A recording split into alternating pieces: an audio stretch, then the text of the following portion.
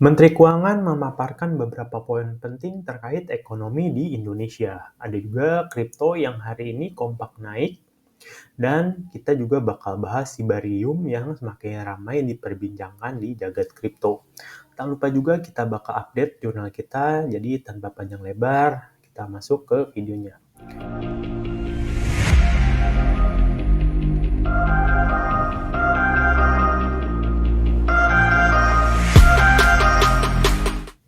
Tapi sebelum kita mulai, halo semuanya, perkenalkan balik lagi di channel ini. Untuk yang baru nonton, kami adalah Revera Prime, di mana tiap harinya kita rutin bahas ekonomi makro, global ekonomi, kripto, maupun saham ya.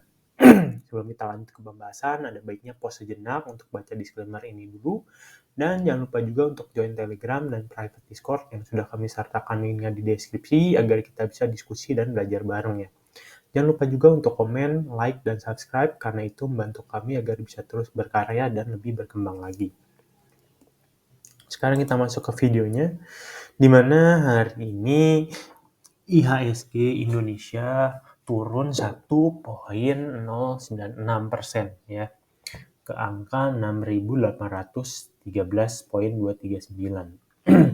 Sebenarnya kalau dilihat secara turnover, hari ini tetap mengalami peningkatan ya dibanding hari sebelumnya. Hari sebelumnya ada di angka 8, sekarang di angka 9. Jadi sebenarnya naik. Cuman mostly ini berapa besar saham blue chip turun ya. Nah, ini juga ada net foreign sale-nya, ini dipicu beberapa saham dijual oleh asing sebanyak 437,65 billion dan net foreign sale-nya juga regular market 498,28. Jadi ini lumayan banyak hari ini ya yang jualan. Jadi itu kenapa saham turun. Tuh. Oke, kita masuk ke ekonomi Indonesia dulu ya. Di mana sini Sri Mulyani, momentum pemulihan ekonomi RI masih terjaga di 2022 ya. Jadi Menteri Keuangan kita menyatakan bahwa momentum pemulihan ekonomi masih terjaga, Indonesia tumbuh di atas 5% selama 4 kuartal berturut-turut. Which mean ini bagus ya dibandingkan dengan negara-negara lain. Jadi Indonesia masih terjaga. Sejak kuartal 4 hingga kuartal 3 2022 mengalami peningkatan malah sebanyak 5,72% dalam konferensi APBN di Selasa kemarin. Dia bahkan meyakini pemulihan ekonomi ini masih akan terjadi pada kuartal 4 2022. Keyakinan ini karena daya tahan ekonomi Indonesia terjaga cukup baik ya. Sri Mulyani mengatakan 2022 merupakan tahun yang sangat brutal bagi perekonomian Indonesia. Meski begitu, kita lihat kondisi dari ekonomi masih relatif baik.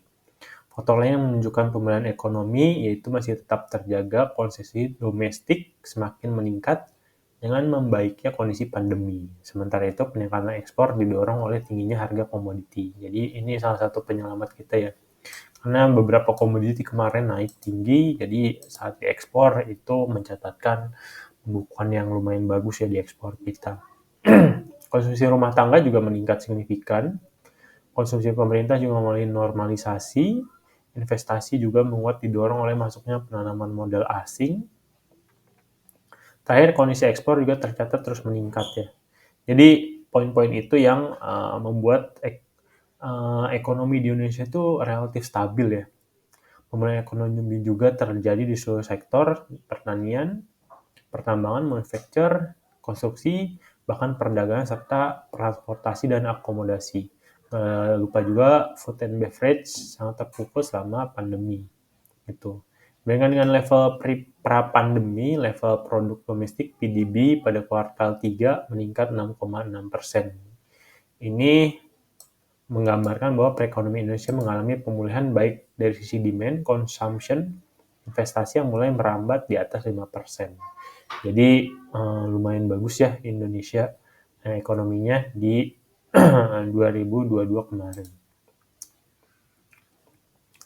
Nah ini ada berita dari internasional juga yang harus kita ketahui ya. Jadi di hari nanti Kamis pagi itu FMC meeting bakal diumumkan ya. Tapi ini berita buruknya, ada kabar bahwa bunga acuan The Fed bisa lebih dari 5% di sepanjang tahun 2023. Karena ini untuk mengerek target inflasi ya. Jadi harapan Bank Sentral Amerika untuk mengerem kenaikan suku bunga memudar karena The Fed justru mengerek target inflasi 2023 dari yang tadinya 2,8 menjadi 3,1. Ya, ini kalau kata Bloomberg. Nah, ini bertentangan dengan proyeksi analisa dan ekonomi di Wall Street yang lebih optimis terhadap target inflasi. Ketua The Fed, Jerome Powell, juga mengaitkan pesimis inflasi bank sentral dengan kekuatan berkelanjutan di pasar tenaga kerja. Jadi intinya ada kemungkinan The Fed malah bakal menaikkan ya, terus mengerek kenaikan suku bunga ya di sepanjang 2023. Padahal kita berharap mereka slow down dulu, berhenti. Cuman itu harapan dan ekspektasi para investor ya. Kita tunggu aja The Fed di hari Kamis pagi ya. Jadi sebenarnya market juga udah cukup merespon ya dengan banyaknya respon dari market was-was dengan pengumuman The Fed ini. Besok kita bakal ceritain detail ya, apa aja sih yang terpengaruh gitu. Oke, itu dari berita ekonomi Indonesia dan global. Kita masuk ke kripto ya.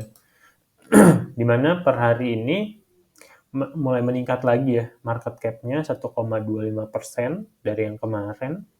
Dipicu juga dengan kenaikan beberapa koin ya, mulai dari Bitcoin, Ethereum, ini per 24 hour-nya naik 0,6, 2,71, 3,5, ini lumayan banyak yang naik nih. Cardano kemarin sempat loncat ya di 6%-an. Jadi Solana apalagi karena dia terkerek sama salah satu koin yang lagi famous ya. Belum kita bahas, nanti coba kalau rame kita bahas ya. Oke. Kalau kita lihat di XY sendiri, ini sebenarnya ada kemungkinan dead cross, cuman kita masih menunggu konfirmasinya. Di beberapa hari terakhir memang sedikit konsolidasi ya di XY gitu. S&P, DJI, dan juga Nasdaq kemarin juga mengalami penurunan merah ya. Seperti itu. Kita masuk ke Cardano ya. Nah, ada tuh kemarin sempat loncat ke angka 6%-an ya, karena DeFi activity yang memang meningkat gitu. Jadi sebenarnya banyak pemicunya, cuman salah satu pemicu ada itu dari DeFi-nya. Nah, oke, sekarang kita lanjut ke pembahasan tentang sama ini satu lagi nih. Kita bakal bahas masuk ke Sibarium ya. Nah, dimulai dari @wells Snake Ship Sibarium nears launch date ya. Sebenarnya si founder Shiba Inu Satoshi Kusama ini sudah nge-tweet dari 29 Desember tentang Sibarium. Jadi Sibarium itu yang belum tahu, dia adalah L2 scaling solution dari Shiba Inu ekosistem yang akan diluncurkan ya gitu. Dan dia bakal menggunakan Bond sebagai gas fee-nya. Jadi salah satu anaknya Shiba Inu, Bond, itu bakal jadi gas fee di L2 solution ini. Gitu. Nah, dia terpantau di on-chain ya. Jadi ETH Wells itu yang punya ETH banyak itu mulai mengakumulasi Shiba ya. Itu menanggulangi kalau memang dari hasil launch-nya ini berhasil dan akan mengerek harga Sibarium. Banyak yang prediksi Sibarium itu mau dikerek ke angka 1 dengan adanya tadi ya updatean Sibarium, terus ada token burn yang cukup masif di burn oleh Shiba Inu ya. Jadi para whale yang memiliki ETH banyak tuh mulai koleksi Sibarium ini. Nah, terkait Sibarium ini sebenarnya belum keluar tanggal pastinya ya, cuman dibilang kemarin oleh si foundernya di tanggal 29 lewat tweetnya itu memang launchingnya akan semakin dekat, cuman dia nggak bilang jelas kapan Sibarium ini akan launching gitu. Jadi kita tunggu aja.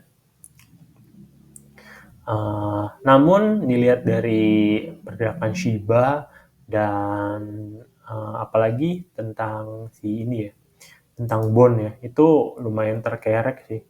Kita lihat di 7 hari terakhir. Nah ini lumayan lumayan naik gara-gara kemarin uh, diisukan bakal makin dekat launching si Barium level 2 solution. Ini apalagi nih yang bond lumayan terimpact juga nih. Ya. Jadi itu si Barium. Nah, kalau dari halaman resmi Shiba Token ya, yaitu si Barium akan meluncurkan layer 2 blockchain, di mana blockchain ini buat ekosistem buat evolusi transaksi di Shiba ekosistem. Sibarium layer 2 juga ini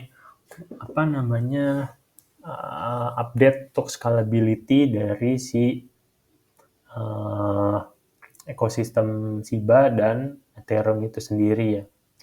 Cuman di sini masih knowledge base-nya masih belum dapat dilihat, diakses di webnya ya, masih coming soon. Cuman itu ya berita yang bisa kita update. Nah, cuman yang satu lagi yang mau kita kasih info. Nah, biasanya dekat-dekat FOMC meeting tuh memang banyak koin-koin yang dibawa naik dulu ya. Jadi kalian hati-hati untuk yang lagi trading, jangan terlalu FOMO karena biasanya dekat-dekat FOMC itu rada naik, terus bisa sangat fluktuatif sekali ya pergerakannya saat pengumuman. Nah itu tergantung respon market apakah dari hasil FOMC itu bagus atau buruk ya. Jadi tinggal dilihat aja price action yang terjadi di pasar. Oke, itu dari kripto. Sekarang kita coba cek ke jurnal kita ya, karena kemarin saya lupa untuk share jurnal. Jadi kita lihat jurnal yang kita bukukan hari ini. Jadi di jurnal ini kalau kita lihat, nah ini dari tanggal 3 kemarin ya, ada scalping sekali di SKMI. Ini masih belajar ya, jadi saya masih belajar scalping nih. Ini buat jurnal saya, pembelajaran juga.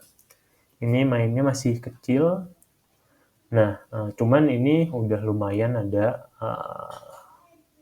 nggak loss ya, jadi lumayan ada profitnya lah gitu. Jadi coba ngejar konsisten profit dulu di tiap harinya.